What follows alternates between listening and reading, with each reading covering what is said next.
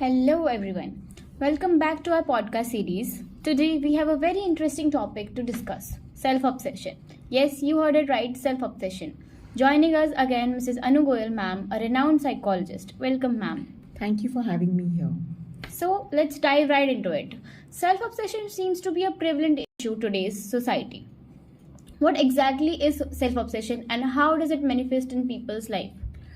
Self obsession refers to an extensive focus on oneself, often at the expense of relationships, responsibilities, and personal growth. It can manifest as preoccupation with appearance, status, achievements, and validation from others. So, my full attention is just on myself and not the people around me, even though I love them so much and care so much about them. That's a wonderful explanation, ma'am. But what are some common factors that can contribute to self obsession?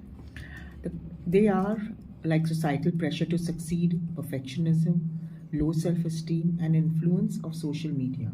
The constant exposure to curate images and highlight reels can foster unrealistic expectations and fuel comparison and validation seeking behavior. So it's constantly, I want validation, approval of people around me that I am good and I am perfect and I have the best everything.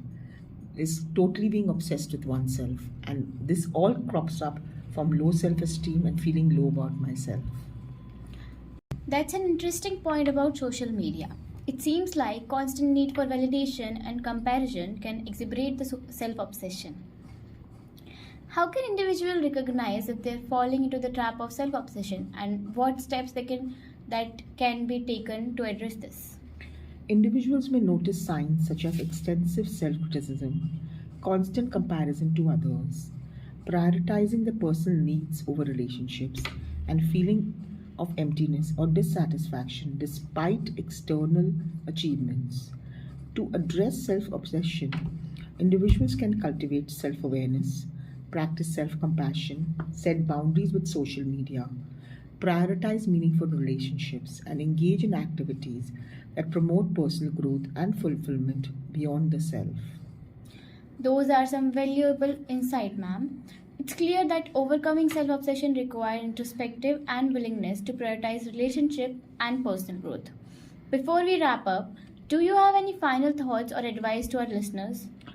Remember that self compassion and authenticity are key to breaking free from the cycle of self obsession. Embrace your imperfectionism, cultivate gratitude, and focus on meaningful connection with others. By shifting the focus from the self to the broader world around us, we can find greater fulfillment and purpose in our life. What is very, very important is that I realize there's a problem, then only I will solve it. And if I don't realize, there'll be no solution to it and I will not be able to move forward. Self obsession comes from a deep rooted emotional issue, so we need to work on it and take help from a therapist to get out of the problem. Wonderful. Thank you so much, ma'am, for sharing your expertise with us today.